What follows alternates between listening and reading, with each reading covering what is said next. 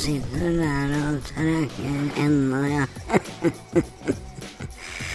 Ja, da jeg sitter her i dykkerklokka mi, jeg kaller det for kjellerleiligheten min, da, vet du. Glaner ut.